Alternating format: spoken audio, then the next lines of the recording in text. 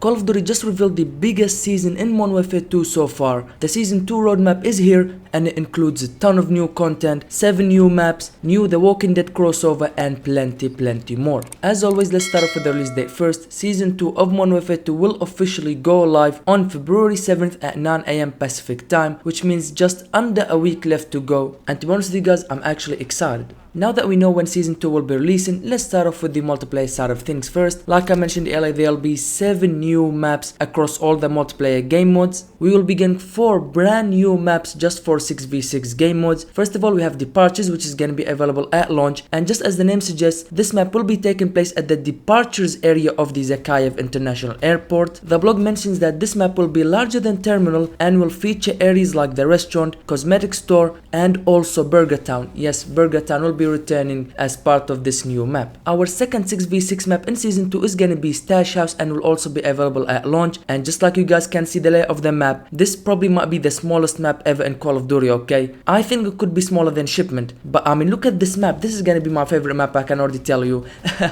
And also, if you're still grinding camos like me, this map and Shipment, man oh man, it's going to be super amazing. I mean, just look at it. Not only it looks nice, but also it's one of the smallest maps in the game, and that is super awesome. Our third map is called Vista, and this one is also available at launch. This map will be taking place at a Brazilian mountaintop resort with gift shops, restaurants and trams. I'm not gonna lie to you guys, the map looks really awesome. I cannot wait to try it out. Our fourth and final map for the 6v6 game modes in Season 2 of Modern Warfare 2 is gonna be the returning fan favorite map. However, unfortunately, we cannot say the same for the game it first appeared in, but that is none other than Das House and will be available in season. Yes, that's right, Das House will be returned from Vanguard, of course, while everything will be pretty much the same as the Vanguard Das House. However, this version in Modern Warfare 3 will be taking place in an under construction skyscraper. I'm not gonna lie to you guys, the map looks amazing. I cannot wait for the return of Das House. Another small map. This is very awesome. Following that, we'll be getting 2 brand new map variants of already existing map in Modern Warfare 3. First of all, we have Airborne and will be available in season. This one's basically, like I said, a new variant of the map Terminal. The blog describes this map as a virulent plague of unknown origin has swept through Terminal,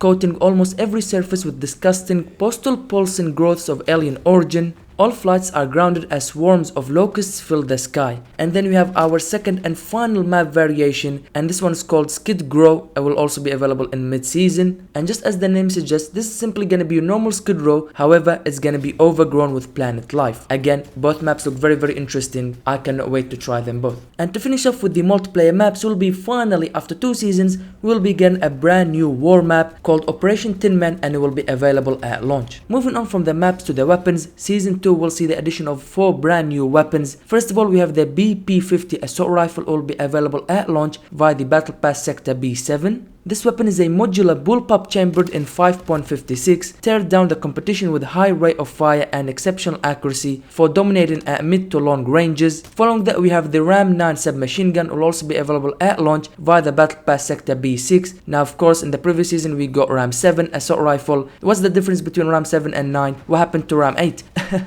Anyways, doesn't matter. Ram 7 is assault rifle. The Ram 9 is gonna be the new SMG. The description for the Ram 9 says more maneuverable and agile than its assault rifle counterpart. This bullpup SMG chambered in 9mm is lethal at close range. Our third weapon in Season 2 of Modern Warfare 3 is going to be the SOA Subverter Battle Rifle. It will be available in season as a weekly challenge. And finally, our fourth and final weapon is going to be the Soul Render Melee. It will be available in season. And to be honest with you guys, this is what I'm excited for in this season, okay? We're going to finally begin a new sword in Modern Warfare 3. I'm super excited, I cannot wait. The Soul Render Melee looks amazing. However, it doesn't tell us how we can unlock it, it just says redacted. Alongside those 4 brand new weapons, we'll also be getting 7 new aftermarket parts. Some will be available at launch, some in season. First of all, we have the Jack Burnout available in the Battle Pass for the Holga 26 light machine gun. Next up, we have the Jack Tyrant 762 kit. It will be available via weekly challenge and will be used for the longbow sniper rifle. Then we have the Jack Backsaw kit, also available via weekly challenge, and it is available for the Holga 556 assault rifle.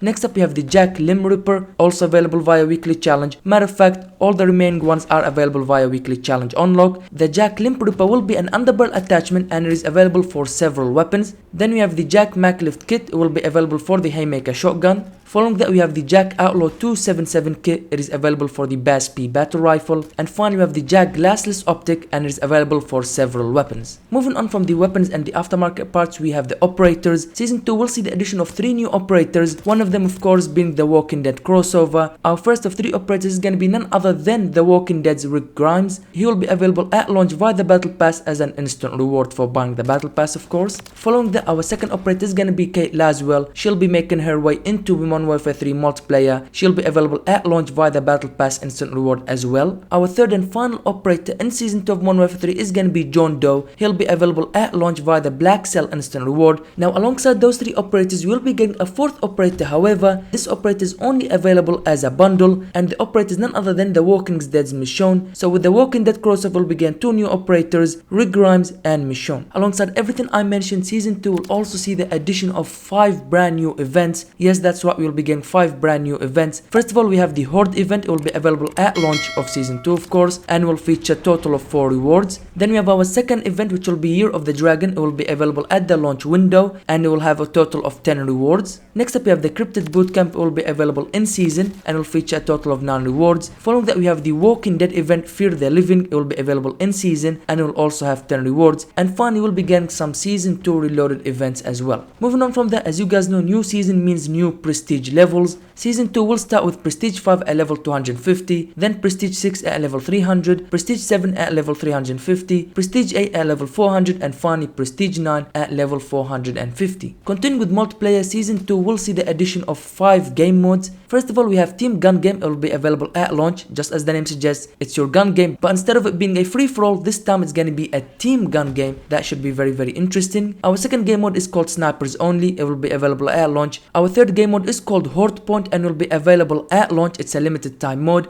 Again, just as the name suggests, this is going to be your normal hard point. However, there will be added zombies into it as well. So not only you'll be fun against enemy players, but also zombies. Following that, we have Juggermosh, a limited time mode. It will be available mid-season. Juggermosh will be a special third-person perspective game mode, which will have everybody in the lobby start off as a Juggernaut, and of course, whoever has the most kills wins the game. For our fifth and final game mode will be Bounty and will be available mid-season. This game mode is as simple as this. You have to eliminate enemy players until the score limit is reached to win, and each player will have unlimited lives. However, you have to be careful because the player with the most kills will be targeted as a high value target. And to finish off with the multiplayer side of things, we'll begin a new perk called Ninja Vest. It will be available at launch. The Ninja Vest is a silent melee and throwing weapon specialist. You will have 3 equipment slots: tactical, lethal and field upgrade, and you will have 3 gear slots: gloves, boots and gears. The Ninja Vest will eliminate footstep sounds, immune to movement reduction effects, bonus shuriken and throwing knife ammo, and you will resupply shuriken and throwing knives every 25 seconds. In terms of multiplayer, that would do it. Now let's move on to zombies, and to be honest with you guys, zombies is really disappointing in season 2. I mean, a whole season themed around zombies. You would think that the zombies game mode would get the content, but no, zombies will get absolutely nothing, not until the mid-season update, and even then it's barely anything. First of all, there'll be a new story act, then there'll be the addition of a second rift. Following that, there'll be new challenges and schematics. First of all, you have the VR11 Wonder Weapon schematic, you have the Mags of Holding schematics, and finally you have the Blood Burner Key schematics. And finally, to finish off with zombie side of things, we'll begin a new warlord called Kires. And that's it for the whole season. This is everything that zombies will be getting. That is very disappointing. That would do it for the zombie side of things. Now let's move on to Warzone, and the very first thing, of course, the major thing in this update in Warzone is going to be the return of Fortune's Keep map. Yes, you heard that correctly. Fortune's Keep will be returned in Warzone 3.